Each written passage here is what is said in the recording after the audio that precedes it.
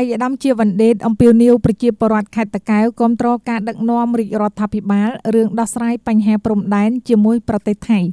នៅក្នុងឱកាសអញ្ជើញចូលរួមប្រារព្ធមីទីងថ្ងៃកំណើតគណៈបកប្រជាជនកម្ពុជានៅខេត្តតាកែវកាលពីព្រឹកថ្ងៃសៅរ៍ទី28 ខែមិថុនាឆ្នាំ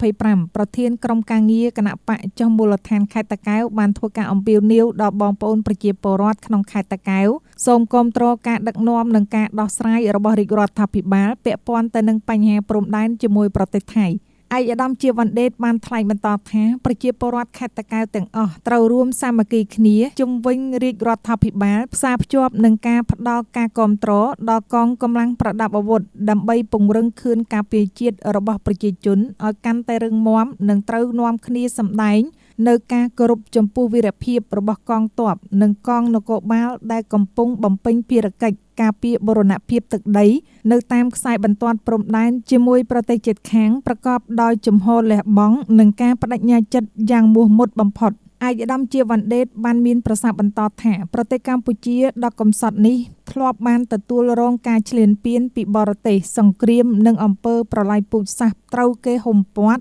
និងឯកោនិងត្រូវគេប្រមាថមើលងាយពីអតីតកាលឥឡូវនេះកម្ពុជាបានងើបឈរឡើងវិញប្រកបដោយភាពស្មើមុខស្មើមាត់ជាមួយបណ្ដាប្រទេស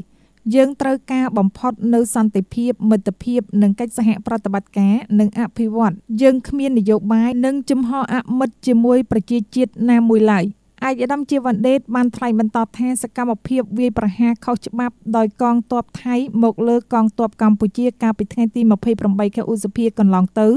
នៅតំបន់មុំ3ក្នុងទឹកដីកម្ពុជាគឺជាការរំលោភបំពានយ៉ាងធ្ងន់ធ្ងរមកលើអធិបតេយ្យភាពកម្ពុជាសម្រាប់គណៈបកប្រជាជនកម្ពុជាគាំទ្រពេញទំហឹងនៅជំហរដ៏ម៉ឺងម៉ាត់ច្បាស់លាស់របស់រាជរដ្ឋាភិបាលក្នុងការយកបញ្ហាប្រាសាទតាមាន់ធំប្រាសាទតាមាន់តូច